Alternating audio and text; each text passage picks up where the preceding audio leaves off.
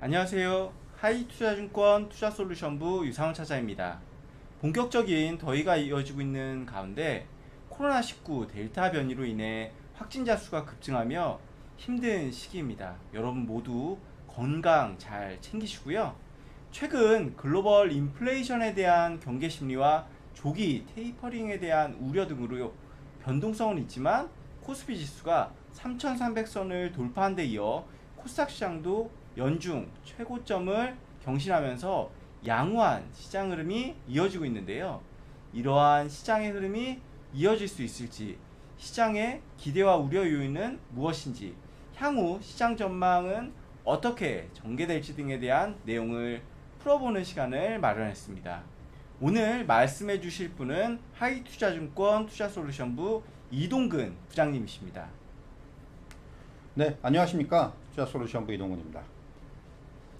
먼저 최근 국내 주식시장이 최고점을 경신하면서 한편에서는 고점에 대한 우려의 목소리도 높아지고 있습니다. 그리고 코로나19 델타 변이 확산 등으로 인한 리오픈 지연과 지표의 둔화 등에 대한 걱정도 시장의 불안 심리로 작용하고 있는데요. 현재 주식시장 상황에 대한 진단 먼저 부탁드립니다.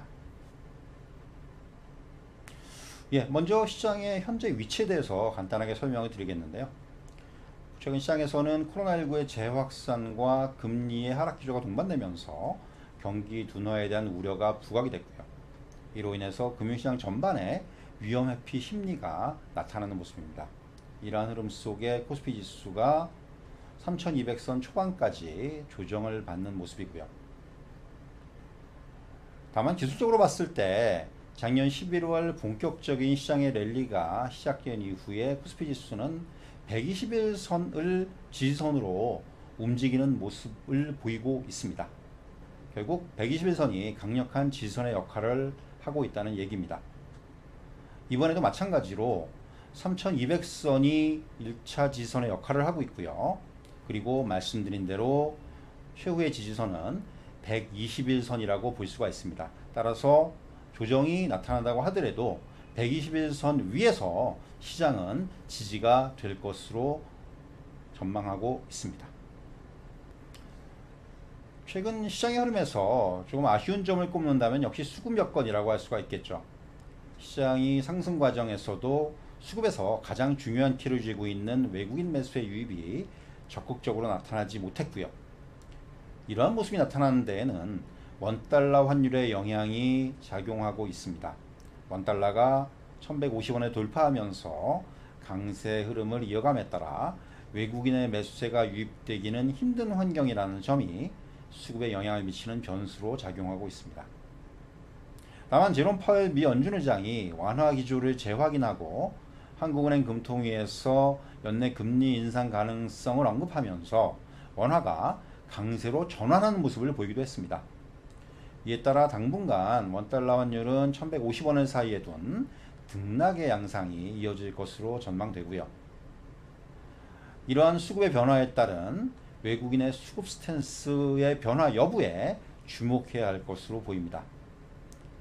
코스피와 달리 코스닥의 경우는 7월 들어서 6개월 만에 외국인이 순매수로 전환했다는 점에 주목할 필요가 있겠는데요.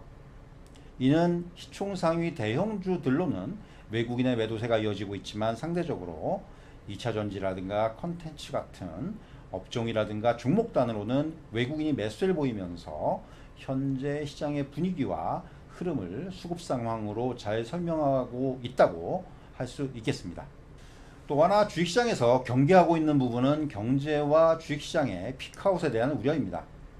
코로나19 팬데믹 이후 기저효과 등으로 인해 높은 성장세를 이어가던 글로벌 경제의 성장이 둔화되는 모습을 보이면서 경제성장이 고점에 도달한 것이 아니냐는 의견이 나오고 있고요. 최근에 시장이 일제히 조정을 받으면서 이러한 우려가 좀 더 확대되는 모습입니다. 다만 단순히 시장이 많이 올랐다는 이유로 피크아웃을 논하는 것은 적절하지 않아 보입니다. 시장을 판단하는 가장 중요한 근거는 역시 기업의 실적이라고 할 수 있겠는데요. 2분기 서프라이즈 예상되는 국내 기업들의 매출액과 영업이익 증가율이 3분기에는 다소 둔화될 것으로 예상된다는 점에서 하반기가 진행될수록 실적의 피크아웃에 대한 우려는 높아질 수 있습니다. 하반기 합산 영업이익 컨센서스는 114조 5천억 원을 전망하면서 상반기 대비 약 10조 원가량 증가할 것으로 기대되지만 반도체 업종 등을 제외한다면 상반기보다는 둔화될 수 있다는 점이 이러한 우려의 근거로 작용한다고 할 수 있겠습니다. 하지만 이러한 우려에도 국내 기업들의 이익 모멘텀 개선세는 지속되고 있고요. 특히 연간 영업이익 컨센서스의 상향 조정이 나타나면서 업종별로의 차별화 양상이 커질 수 있다는 점에 유의할 필요가 있겠습니다.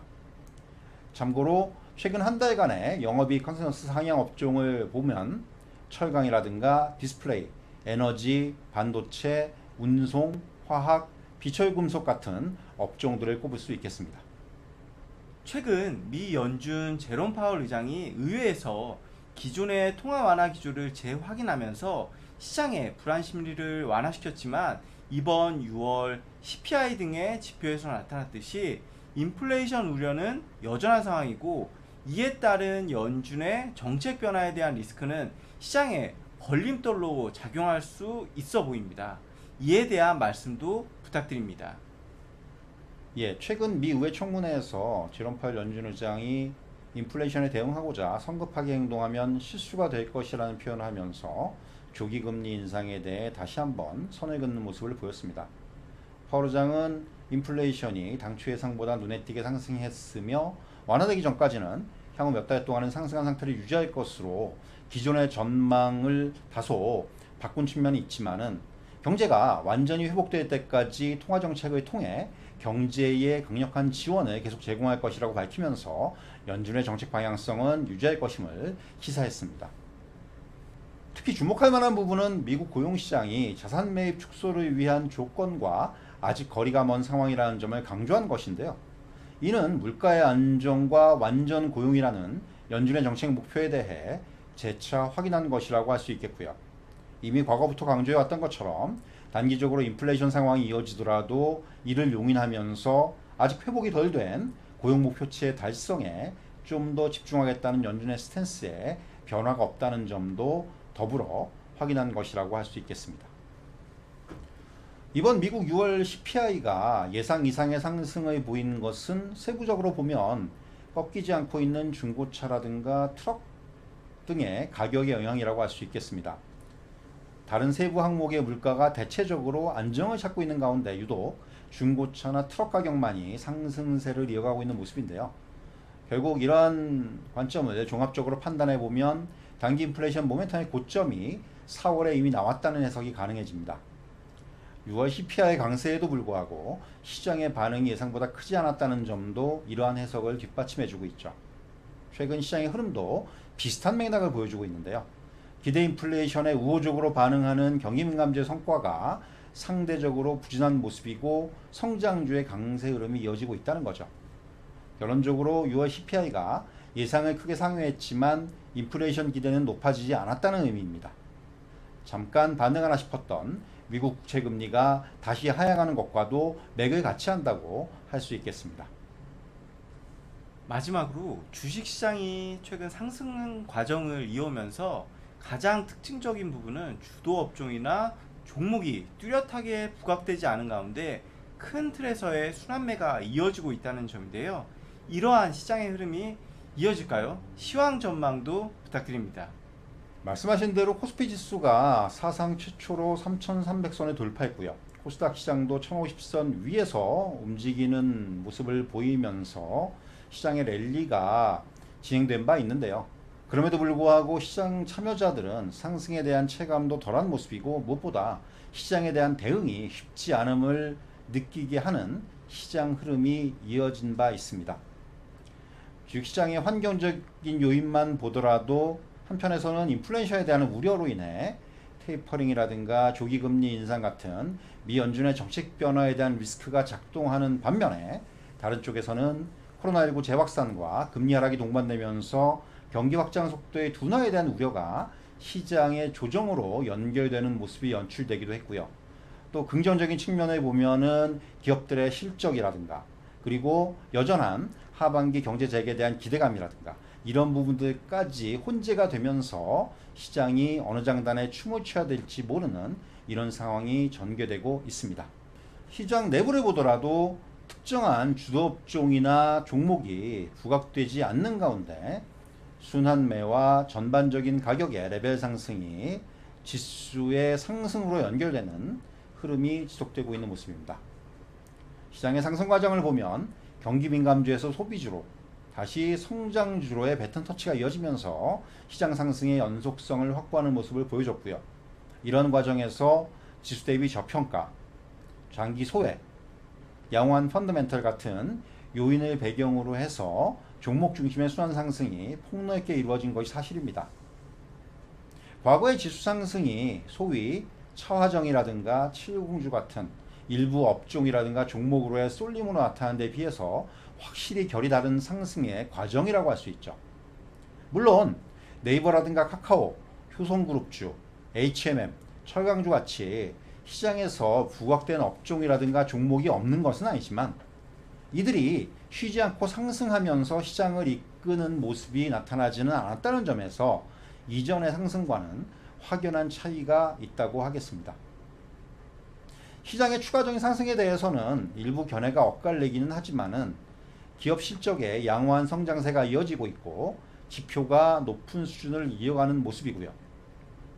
또한 고용 회복에 대한 기대감이라든가 그리고 다소 지연되고 있긴 하지만 소비에 대한 긍정적인 전망도 여전하다는 점에서 펀더멘털에 입각한 방향성에는 변화가 없다고 할 수 있겠습니다. 다만 최근에 나타난 것처럼 높아진 지수 레벨에 대한 부담이라든가 그리고 시장의 악재 요인에 대한 확인 심리가 강화되면서 당분간 지수는 제한적인 범위 내에서의 등락이 나타날 것으로 전망됩니다. 단기적으로는 어닝 시즌의 영향으로 인해서 실적 가시성이 높은 업종 중심의 차별화 양상이 나타날 것으로 전망되고요. 금리 하락세의 변화가 나타나기 전까지는 성장주의 상대적인 우위를 예상할 수 있습니다. 국내 증시의 흐름을 보면은 성장주 내에서 인터넷이라든가 게임, 2차전지 같은 업종들이 순환매의 흐름을 나타낸 바 있는데요. 향후 주목해야 하는 섹터는 IT 업종이라고 생각을 합니다. 향후 금리의 반등 가능성이라든가 하반기로 갈수록 실적에 기반한 업종이나 종목의 차별화 흐름을 예상한다면은 시장의 신선이 펀더멘털로 이동할 것으로 전망되고요. 이익 기여도가 높은 IT 섹터가 주목받을 가능성이 높다는 판단입니다. 또한 주도주의 부재와 종목 중심의 순환 상승 흐름이 생각보다 오래 지속될 수 있다는 점에서 특정 업종에 대한 집중보다는 포트폴리오 분산 범위를 확대하면서 시장의 흐름을 따라가는 전략이 필요하다고 할 수 있겠습니다. 금일 시황 관련 말씀 감사합니다.